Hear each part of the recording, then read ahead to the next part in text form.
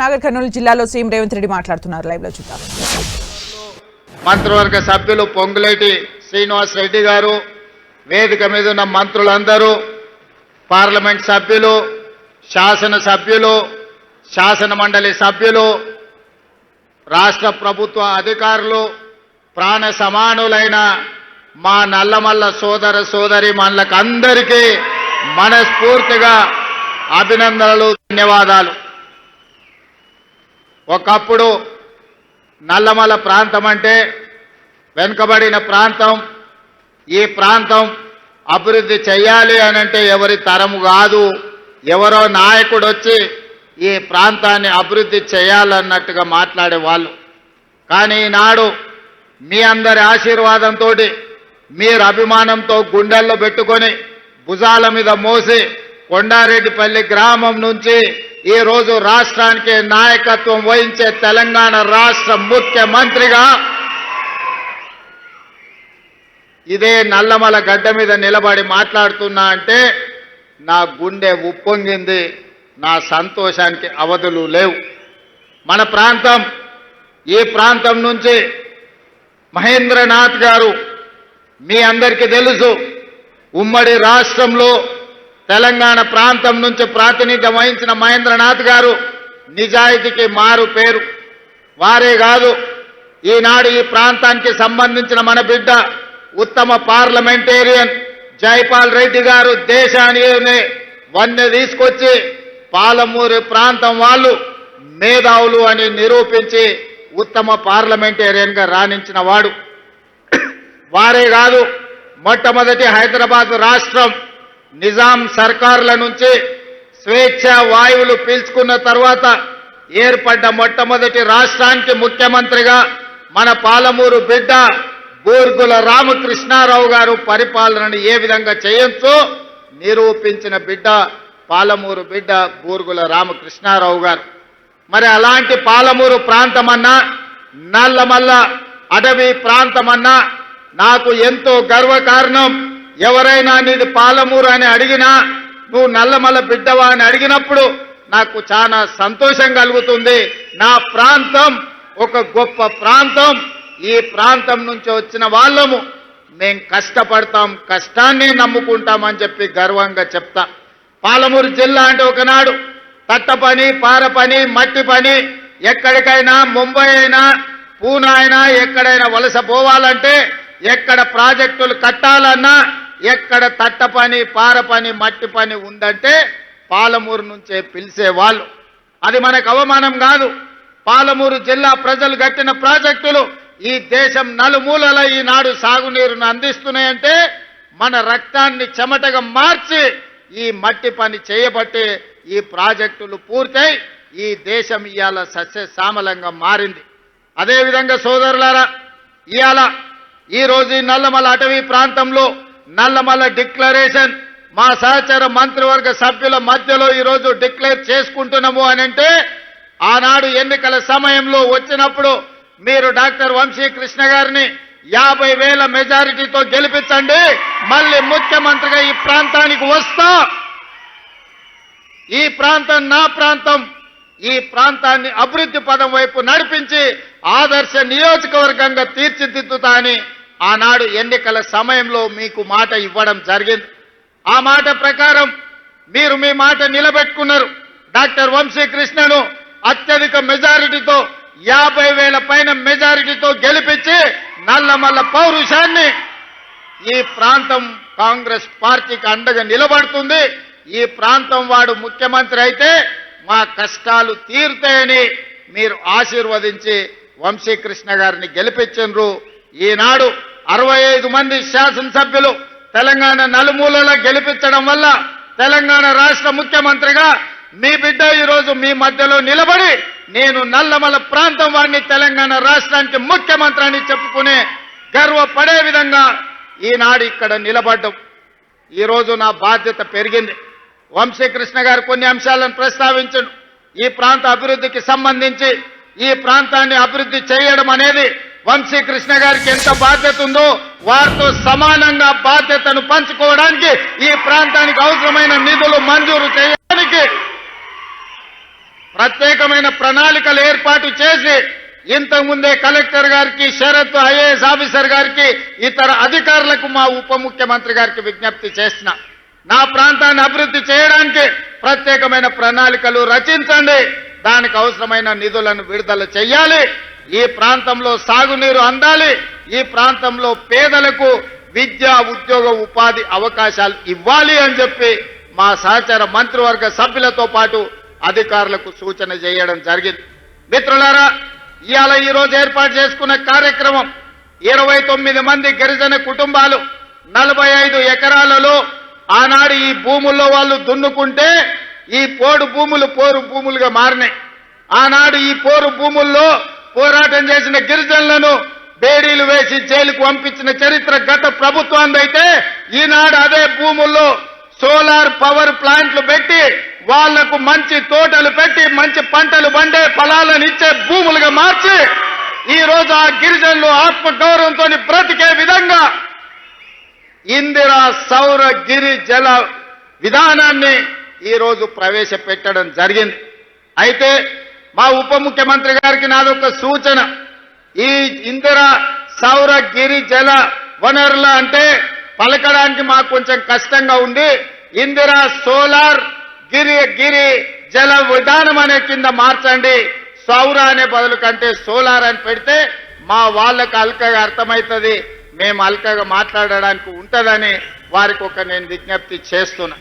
అదేవిధంగా మిత్రులారా, ఇవాళ అక్కడ ఆడబిడ్డలతో మాట్లాడినా, మా చెంచు ఆడబిడ్డలతో మాట్లాడుతున్నప్పుడు నాకు ఆశ్చర్యం కలిగింది. సమాజం పట్ల వాళ్ళకున్న అవగాహన, సమాజంలో జరుగుతున్న అభివృద్ధిని ఈరోజు అక్కడ అలివేలు అనే అమ్మాయితో మాట్లాడినా, ఆ అమ్మాయి ట్రైనింగ్కి వెళ్ళింది, తోటల పెంపకాల గురించి అవగాహన కల్పించుకుంది, అధికారులతో మాట్లాడింది, ఇతర ప్రాంతాలలో జరుగుతున్న తోటల పెంపకాలలో తీసుకుంటున్న జాగ్రత్తల గురించి ఆ అమ్మాయికి అవగాహన కలిగింది.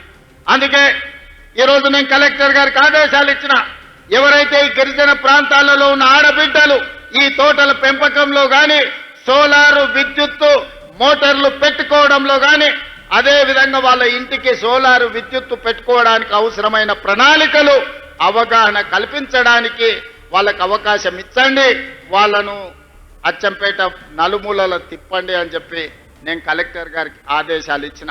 అదేవిధంగా ఇవాళ అక్కడ అధికారులతోనే మాట్లాడినా, ఈరోజు మనము కరెంటు ఒకప్పుడు మోటార్లు కాలిపోవడము, ట్రాన్స్ఫార్మర్లు పేలిపోవడం చూసినాం. ఈనాడు కరెంటు నిరంతరాయంగా వచ్చినా ఈరోజు ఆ విద్యుత్తు తడిసి భారమై ఈరోజు రైతులకు కావలసిన విధంగా ఆ విద్యుత్తును వాడుకోలేని పరిస్థితి ఉంది.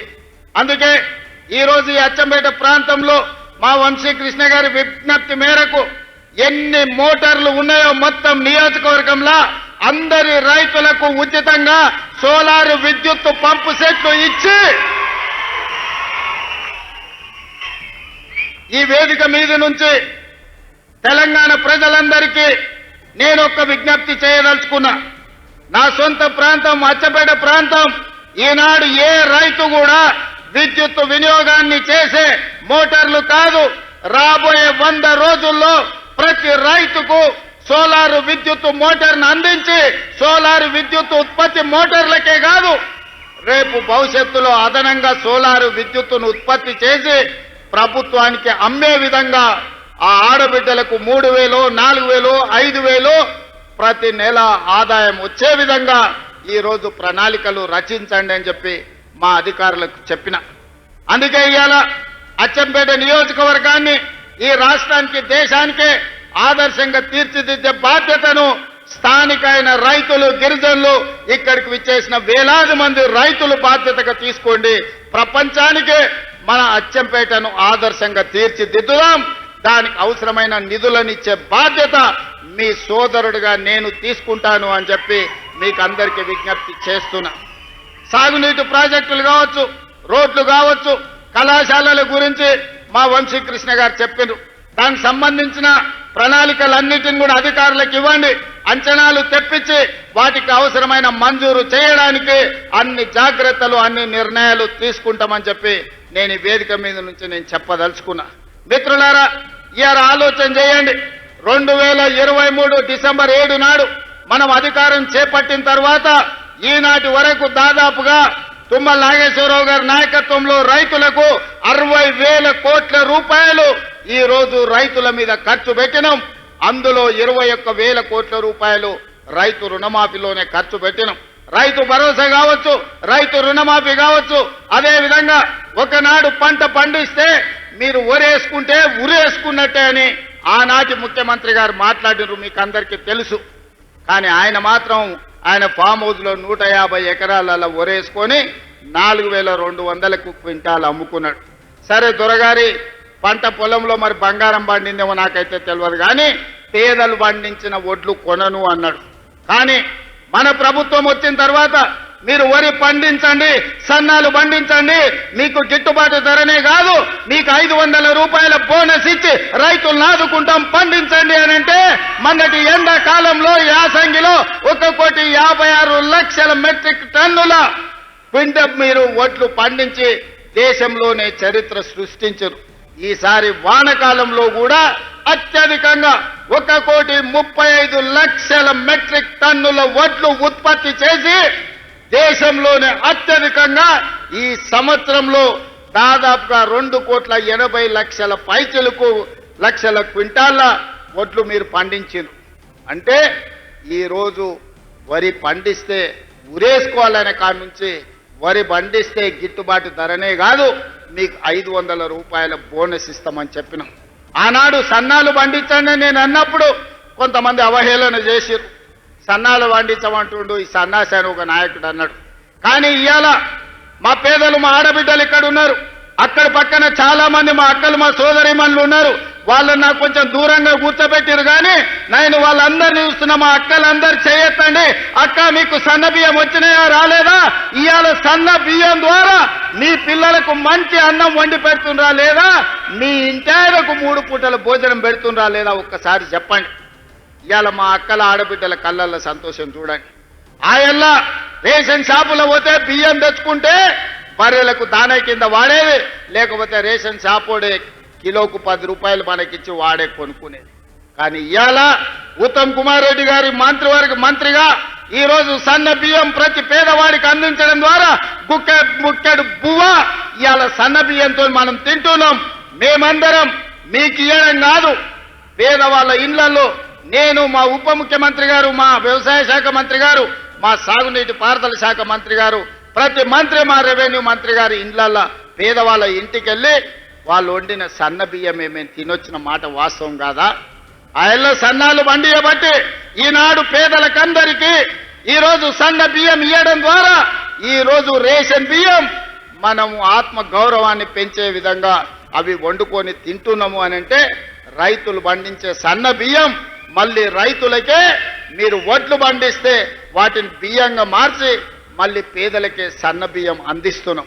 ఈ ప్రభుత్వం మీకు రైతులకు ఉచిత కరెంట్ ఇవ్వడమే కాదు, ప్రతి పేదవాడి ఇంటికి 50 లక్షల పేదలకు 200 యూనిట్లు ఈనాడు ఉచిత విద్యుత్ ఇస్తున్న మాట నిజం కాదా? పేదలకందరికీ ఇవాళ 3,10,00,000 మందికి సన్న బియ్యాన్ని రాష్ట్ర ప్రభుత్వం అందిస్తున్న మాట వాస్తవం కాదా? ఇవాళ మా ఆడబిడ్డలు మా అక్కలిడికి వచ్చారు. మా మంత్రి పొన్నం ప్రభాకర్ గారు వేదిక మీద ఉన్నారు. మహాలక్ష్మి పథకం ద్వారా మా ఆడబిడ్డలకు ఆర్టీసీ బస్సుల్లో ఉచిత ప్రయాణం అందించినాం. ఒకనాడు అమ్మగారి ఇంటికి వెళ్ళాలన్నా అమ్మవారిని దర్శించుకోవాలంటే ఇంటి ఆయన దగ్గర చేయి జాపాల్సిన పరిస్థితి. ఇవాళ మా అక్కలకి ఇంటి ఆయన ఆఫీసుకు పోతే అమ్మవారి దర్శనం చేసుకొని అమ్మగారి ఇంటికి పోయి పలకరించి మళ్ళా సాయంత్రానికి ఉచితంగా ఇంటికి వచ్చే ఏర్పాటు మా ఆర్టీసీ బస్సుల్లో మహాలక్ష్మి పథకం ద్వారా ఉచిత ఆర్టీసీ బస్సు ప్రయాణం ఇచ్చినాం. ఈ 16-17 నెలల దాదాపుగా 5,500 కోట్ల రూపాయలు ఈరోజు ఆడబిడ్డల ఉచిత బస్సుకు మనం ఖర్చు పెట్టడం జరిగింది. ఇదే కాదు, మా ఆడబిడ్డలు ఉన్నారు, సంఘాల సభ్యులు ఉన్నారు. ఈరోజు ఎవరెవరో పెద్ద పెద్ద వ్యాపారస్తులు బస్సులు కొని ఆర్టీసీకి కిరాయికి ఇస్తున్నారు. కానీ మా ఆడబిడ్డలకు సంఘాలకు 600 బస్సులు ఇచ్చి 150 బస్సులు నేనే ప్రారంభించిన ఇవాళ ఆడబిడ్డలే బస్సులు కొని ఆర్టీసీకి కిరాయికి పెట్టి లక్షాధికారులను ఇవాళ కోటీశ్వరులను చేసే విధంగా ఆడబిడ్డలకు ఆర్టీసీ బస్సుల యజమానులను చేసింది మన ప్రభుత్వం కాదా? ఒకసారి ఆలోచన చేయండి. ఇదే కాదు, ఇవాళ సోలార్ పంపు సెట్లు పెట్టుకున్నాం, ఇక్కడ సోలార్ విద్యుత్ ఉత్పత్తి చేస్తున్నాం.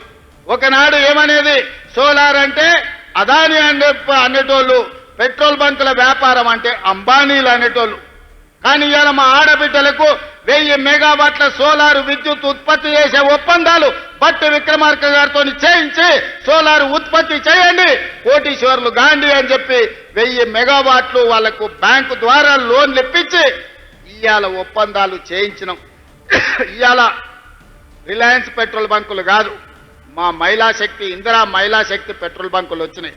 నారాయణపేటలో నేనే స్వయంగా వెళ్ళి మా ఆడబిడ్డలు నడుపుతున్న పెట్రోల్ బంకును ప్రారంభించి మా ఆడబిడ్డలు పెట్రోల్ బంకులు నడపగలరని ఇవాళ ఆడబిడ్డలను పెట్రోల్ బంకుల యజమానులను ఇవాళ మనం చెయ్యలేదా? మీరు ఆలోచన చేయండి.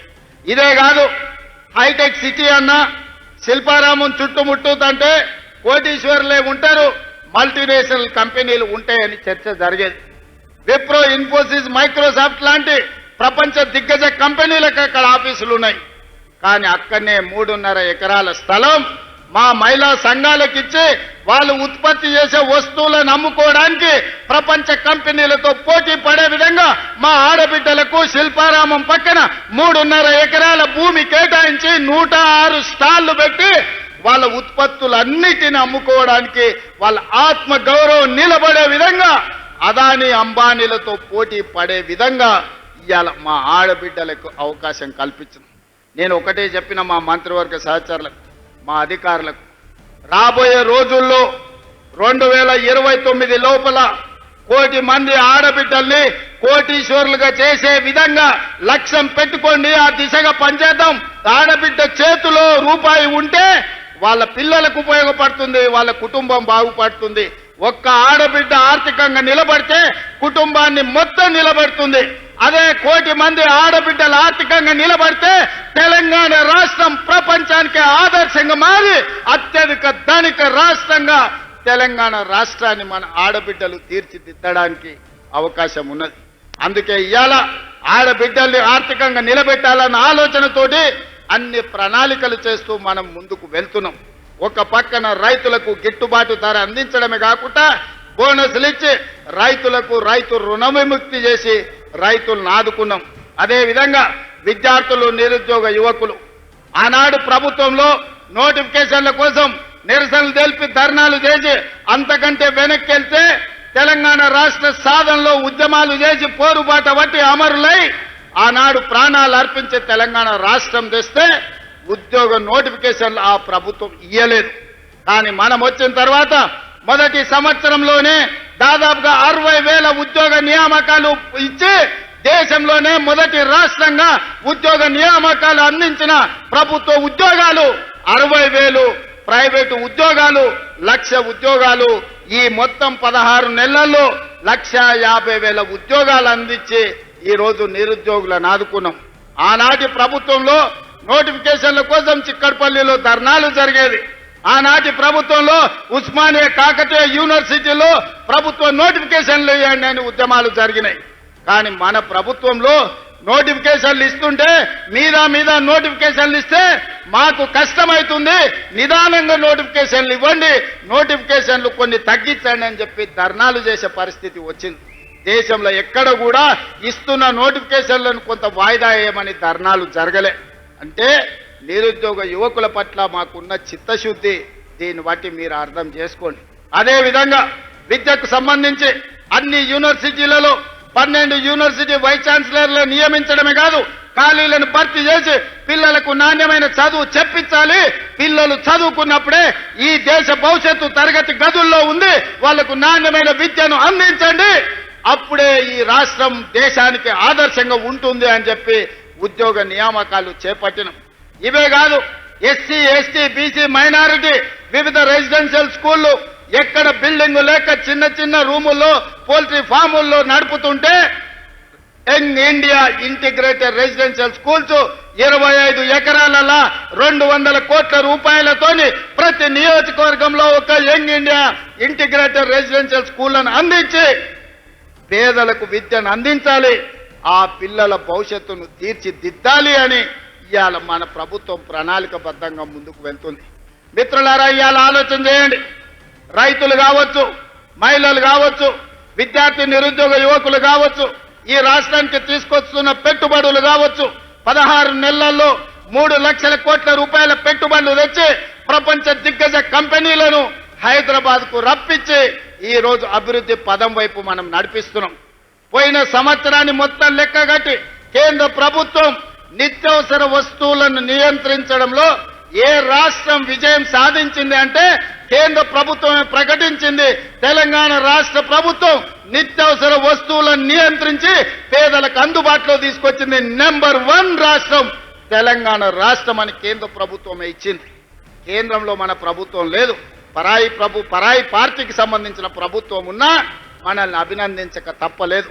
శాంతి భద్రతలకు సంబంధించి దేశం మొత్తం అన్ని రాష్ట్రాలలో పోటీ పెడితే శాంతి భద్రతలు తెలంగాణ రాష్ట్రంలోనే అత్యంత మెరుగ్గా ఉన్నాయి. నెంబర్ 1 శాంతి భద్రతలను కాపాడిన రాష్ట్రంగా తెలంగాణ రాష్ట్రాన్ని ఈ రోజు కేంద్ర ప్రభుత్వం ప్రకటించాల్సి వచ్చింది. నిరుద్యోగ సమస్యను పరిష్కరించడంలో దేశంలో ఉన్న అన్ని రాష్ట్రాల పోటీ జరిగింది. నిరుద్యోగ సమస్యని నిర్మూలించడంలో తెలంగాణ రాష్ట్రం నెంబర్ 1 అని కేంద్ర ప్రభుత్వమే నెంబర్ 1 రాష్ట్రంగా తెలంగాణ రాష్ట్రాన్ని ఇవాళ కేంద్ర ప్రభుత్వం ప్రకటించాల్సిన పరిస్థితి వచ్చింది. అంటే ఏ రంగంలో అయినా ఇదే కాదు, పన్నుల వసూళ్లలో రాష్ట్ర ప్రభుత్వానికి వచ్చే ఆదాయంలో ఏ రాష్ట్రం అత్యధికంగా తన పన్నులను వసూలు చేసింది అనంటే తెలంగాణ రాష్ట్రమే. సొంతంగా పన్నుల సేకరణలో నెంబర్ 1 రాష్ట్రం తెలంగాణ రాష్ట్రం అని ఇవాళ కేంద్ర ప్రభుత్వము ఇవాళ ప్రకటించింది. అందుకే మిత్రులారా, పరిపాలన మన చేత కాదని, మన వల్ల కాదని, పాలమూరు జిల్లా వాళ్ళకు పాలన చేత కాదని అవహేళన చేస్తున్న వాళ్లకు ఇదే దీటైన జవాబు. పాలమూరు వాళ్ళు తట్ట పని, పార పని, మట్టి పని కాదు, పరిపాలనలో కూడా నెంబర్ 1గా దేశానికి ఆదర్శంగా నిలబడతామని, ఈ దేశానికి తెలంగాణ రాష్ట్రాన్ని ఆదర్శంగా నెంబర్ 1గా తీర్చిదిద్దుతామని ఈ 16-17 నెలల్లో మనం నిరూపించినాం. కానీ ఇది సరిపోదు, ఇంకా ముందుకు వెళ్ళాలి అనంటే ప్రజలందరూ మమేకమై మనతో కలిసి వచ్చి మా అడుగులో అడిగేసి మమ్మల్ని ఆశీర్వదించి ముందుకు నడపండి. అచ్చంపేటలో ఏ విధంగా అయితే ప్రతి రైతుకు సోలారు పంపు సెట్ ఇచ్చి విద్యుత్ అవసరం లేకుండా స్వయంగా ఆదాయాన్ని పెంచుకోవడానికి అచ్చంపేటను ఏ విధంగా ఆదర్శంగా తీర్చిదిద్దాలనుకుంటున్నామో తెలంగాణ రాష్ట్రంలో కూడా ప్రణాళికలు చేయాలి. ఈనాడు ఏ పేదల కోసం మా పెద్దలు భట్టి విక్రమార్క గారు చెప్పిండ్రు, ఈ దేశంలో ఈ భూమి మీద జరిగిన ఏ పోరాటమైనా భూమి కోసం లేదా స్వేచ్ఛ కోసం జరిగిన పోరాటాలే. ఆనాడు తెల్లదొరలను ఓడించి తెల్లదొరలను తరిమి ఈ దేశ ప్రజలకు స్వేచ్ఛనిచ్చింది కాంగ్రెస్ పార్టీ. అదేవిధంగా ఆనాడు జల్ జమీన్ జంగల్ కావచ్చు, భూమి కోసం, భుక్తి కోసం, విముక్తి కోసం జరిగిన పోరాటాలు కావచ్చు, దొడ్డి కొమరయ్య కావచ్చు, కొమరం భీముడు కావచ్చు, చాకలి ఐలమ్మ కావచ్చు, లేకపోతే రామ్జీ గోండు కావచ్చు, సూరవరం ప్రతాప్ రెడ్డి కావచ్చు, ఈ పోరాటాలన్నీ స్వేచ్ఛ కోసం, భూమి కోసం జరిగిన పోరాటాలే. స్వేచ్ఛని దేశానికి ఇచ్చింది మా కాంగ్రెస్ పార్టీ. ఆనాడు పండిత్ జవహర్లాల్ నెహ్రూ, మహాత్మా గాంధీ గారి నేతృత్వంలో ఈ దేశానికి స్వేచ్ఛను తీసుకొచ్చాం. స్వేచ్ఛను వచ్చిన దేశానికి రాజ్యాంగాన్ని అందించిన బిడ్డ డాక్టర్ బాబాసాహెబ్ అంబేద్కర్ ఈ రోజు మనకు హక్కులను కల్పించాడు. ఆ హక్కుల నేపథ్యంలోనే అటవీ హక్కుల చట్టాన్ని తీసుకొచ్చినాం. ఆనాడు పివి నరసింహారావు గారు, ఇందిరాగాంధీ గారు అగ్రికల్చర్ సీలింగ్ యాక్ట్ తీసుకొచ్చి దొరల దగ్గర వేలాది ఎకరాల భూములుంటే దాదాపుగా 25 లక్షల ఎకరాల భూములను పేదలకు అసైన్మెంట్ పట్టాలు పంచిపెట్టిన పార్టీ. ఆత్మ గౌరవంగా బతకండి. గ్రామాలలో ఆత్మ గౌరవం అంటేనే భూమి. ఒక ఊర్లో ఒక వ్యక్తికి గౌరవం ఉందంటే నీకెంత భూమి ఉందయా, ఎన్ని అరకలు కట్టి నువ్వు దుక్కి దున్నుతున్నావు అనే దాన్ని బట్టి మన ఆత్మ గౌరవం. ఒకప్పుడు దళితులకు, గిరిజనులకు, బలహీన వర్గాలకు భూమే లేదు. దొరల దగ్గరనో, రెడ్ల దగ్గరనో, పెట్టుబడులదారుల దగ్గరనో భూములుంటే వీళ్ళందరూ వాళ్ళ భూముల్లో వ్యక్తి చాకరీ చేస్తూ కూలీలుగా బతికేది. కానీ ఇందిరమ్మ వచ్చిన తర్వాత 25 లక్షల ఎకరాల భూమిని అసైన్మెంట్ పట్టాల పేరు మీద మీకు భూములు ఇవ్వబట్టి ఇవాళ మీరు ఆత్మ గౌరవంతో భూ యజమానులుగా ఈ రోజు మీరు మాట్లాడుతున్నారు. ఇవాళ చెంచు బిడ్డలు భూమిలో సోలార్ పవర్ ప్లాంట్ పెట్టుకొని ఈ రోజు అక్కడ చెట్లు నాటి ఉపాధి వచ్చింది. ఇది కాంగ్రెస్ పార్టీ ఇందిరమ్మ ఇచ్చింది కాదా?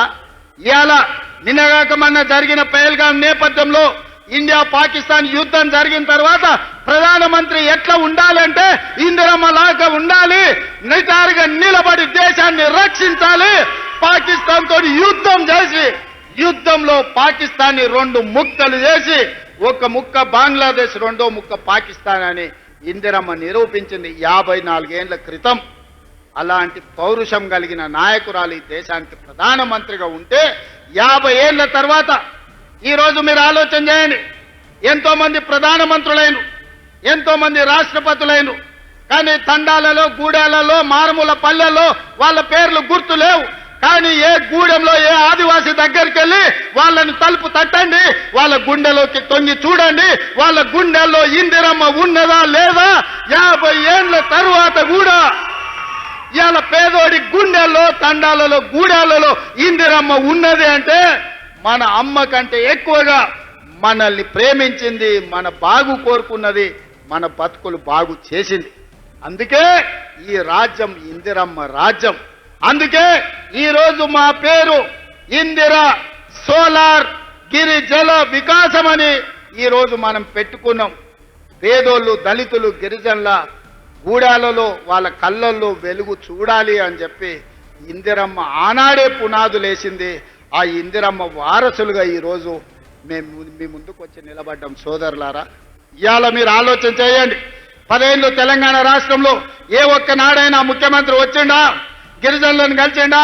ఇప్పుడే మా సీతక్కతో అడిగిన, ఒకనాడు తాడ్వాయి మండలంలో ములుగు నియోజకవర్గంలో గిరిజనులు ముఖ్యంగా అక్కడ ఉండే గొత్తికోయలు పొలం దున్నుకున్నారని ఆడబిడ్డల్ని చీరలు ఇప్పి చెట్ల కట్టేసి కొట్టే ఆనాడు 20 కిలోమీటర్ల అడవిలో నడుచుకుంటే నేను సీతక్క పోయి ఆనాడే చెప్పినాం, ఈ గిరిజనులకు అండగా నిలబడతాం, ఈ గిరిజనులు ఆదుకుంటామని. ఆ గిరిజనులకు అటవీ హక్కుల చట్టం తీసుకొచ్చి 6,70,000 ఎకరాల భూ పంపకాలు, పోడు భూముల పట్టాలు Congress party doctor YS Rajasekhara Reddy గారు ముఖ్యమంత్రిగా ఉన్నప్పుడు సోనియా గాంధీ గారి నాయకత్వంలో మనం ఇచ్చిన మాట వాసం కాదా? అందుకే ఇవాళ ఈ నల్లమల్ల డిక్లరేషన్లో నేను మాట ఇస్తున్నా, తండాలలో, గూడాలలో, మారుమూల పల్లెల్లో ఉన్న ఆదివాసీలందరికీ 6,70,000 ఎకరాలలో నల్లమల్ల డిక్లరేషన్ లో భాగంగా సోలార్ పంపు సెట్లు ఇచ్చి మీ పంటలు పండే విధంగా, మీరు తోటలు పెట్టుకునే విధంగా, మీరు ఆత్మగౌరవంతో బ్రతికే విధంగా మీ భూమి మీద మీకు హక్కు ఇవ్వడమే కాదు, మీ భూమిలో విద్యుత్ ఉత్పత్తి చేసి మీకు మీరే యజమానులుగా బాగుపడే విధంగా ఈ నల్లమల్ల డిక్లరేషన్లో తీసుకున్న నిర్ణయాన్ని అమలు చేసి చూపిస్తామని చెప్పి నేను ఈ సందర్భంగా తెలియజేస్తున్నా. నేను గ్రామాల నుంచి వచ్చిన కాబట్టి పేదవాళ్ళ కష్టాలు నాకు తెలుసు, నల్లమల్లను అభివృద్ధి పదం వైపు నడిపించే విధానం నాకు తెలుసు, తెలంగాణ రాష్ట్రాన్ని ఏ విధంగా పునర్నిర్మించాలో ఇవాళ మీ అందరి ఆశీర్వాదంతో ముందుకు వెళ్తున్నాం. కొంతమంది కుట్రలు చేయొచ్చు, కుతంత్రాలు చేయొచ్చు, వాళ్ళకున్న అక్రమ సంపాదనతో సోషల్ మీడియాలో మన మీద దుమ్మెత్తి పొయ్యొచ్చు, కానీ నిజం అనేది తెలుస్తుంది. ఆ నిజం ఎట్లా తెలుస్తుంది అంటే సన్న బియ్యంతో బుక్కెడు పువ్వ కడుపులకు పోయినప్పుడు ఆ ఆడబిడ్డకు తెలుస్తుంది, వాళ్ళ పిల్లలకు బుక్కెడు పువ్వ పెట్టినప్పుడు, ఇంటాయనకు పెట్టినప్పుడు ఇది ఇందిరమ్మ రాజ్యంలో మా రేవంత్ అన్న ఇచ్చుడు సన్న బియ్యం అని చెప్పి ఆ ఆడబిడ్డలకు తెలుస్తుంది. ఇవాళ 60,000 మంది నిరుద్యోగ యువకులు ఉద్యోగాలు వచ్చి ప్రతి నెల జీతం కోసం సంతకం పెట్టినప్పుడు ఈ ఉద్యోగం మా రేవంత్ అన్న ఇచ్చిండు, ఆయన వచ్చినాకనే మాకు ఉద్యోగం వచ్చింది అని చెప్పి అతను గుర్తు చేసుకుంటాడు. ఇవాళ గవర్నమెంట్ స్కూళ్లలో, రెసిడెన్షియల్ పాఠశాలల్లో చదువుకుంటున్న విద్యార్థులకు 40% డైట్ ఛార్జెస్ పెంచడమే కాదు, ఆడబిడ్డలకు 200% కాస్మెటిక్ ఛార్జెస్ పెంచడం కదా. ప్రతి నెల అవి పొందినప్పుడు ఆ బిడ్డలు గుర్తు చేసుకుంటారు. ఇదే కాదు, రైతు రుణమాఫీ 20,617 కోట్ల రూపాయలు, 25,55,364 మంది రైతులు పాస్ పుస్తకం చూసినప్పుడల్లా మా సోదరుడు రేవంత్ రెడ్డి 2 లక్షల రూపాయల వరకు 21,000 కోట్ల రూపాయల రైతు రుణమాఫీ చేసిండని మా రైతులు గుర్తు చేసుకుంటారు. ఈ విధంగా చెప్పుకుంటూ పోతే 50 లక్షల కుటుంబాలు ఇవాళ 200 యూనిట్లు ఉచిత కరెంటును ఈ రోజు పొందుతున్నాయి. 3,10,00,000 మంది తెలంగాణ రాష్ట్రంలో సన్న బియ్య లబ్ధిదారులు ఉన్నారు. వీళ్ళందరూ గుర్తు చేసుకున్నప్పుడు ఆ సన్నాసులు సోషల్ మీడియాలో చేసే తప్పుడు ప్రచారం నాకు ఒక లెక్కన అని చెప్పి ఈరోజు మీ అందరి ముందర నేను చెప్పదలుచుకున్నా. కాబట్టి మిత్రులారా, ఎవడు ఏది చెప్పినా నిజం మీకు తెలుసు, నిజం మీ కళ్ళ ముందలు ఉన్నది. నిజాన్ని నిర్భయంగా కాంగ్రెస్ పార్టీ కార్యకర్తలు, తెలంగాణ బాగు కోరుకునే వాళ్ళు నిర్భయంగా నిట్టారుగా నిలబడి చెప్పండి. ముఖ్యంగా మా ఆడబిడ్డల్ని, కోటి మందిని కోటీశ్వరులను చేసే బాధ్యత మాది. పోయిన సంవత్సరం సెర్పులో 15,000 కోట్లు, మెప్మాలో 6,000 కోట్లు, 21,000 కోట్లు సంఘాలకు లింకేజ్ ఇచ్చినాం. ఈసారి ఇప్పటికే 15,000 కోట్లు లక్ష్యం పెట్టుకుంటే 20,000 కోట్ల రూపాయలు ఈ సంవత్సరం కూడా మా ఆడబిడ్డలకు బ్యాంకు లింకేజ్తోని మా బట్టి గారు అందించారు. ఎవరైతే లబ్ధి పొందినరో లబ్ధి పొందిన వాళ్ళు గుర్తుపెట్టుకుంటే చాలు. ఎవడైతే తప్పుడు ప్రచారం చేస్తుండో కడుపు నిండా విషం పెట్టుకొని ఆ విషంతో విష ప్రచారం చేయడం ద్వారా మన ప్రతిష్టకు భంగం కలిగించాలనుకుంటున్నారు. నేను వాళ్ళందరినీ పట్టించుకోదలుచుకోలేదు, వాళ్ళ దిక్కు చూడదలుచుకోలేదు. ప్రతి ఊర్లో ఒకడో ఇద్దరో తాగుబోతులో సన్నాసులో ఉండనే ఉంటారు. అంత మాత్రాన ఊరేమన్నా పాడైపోతుందా, ఊరికేమన్నా దరిద్రం వస్తుందా? మిత్రులారా, తెలంగాణ రాష్ట్రంలో కూడా 5 మందో 10 మందో నాయకులు సన్నాసులు ఉండొచ్చు, దరిద్రం ఉండొచ్చు, కడుపు నిండా విషం ఉండొచ్చు.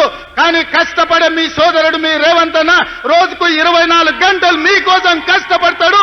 నల్లమల పౌరుషాన్ని, నల్లమల పరిపాలనను దేశానికి ఆదర్శంగా నిలబెడతాడు.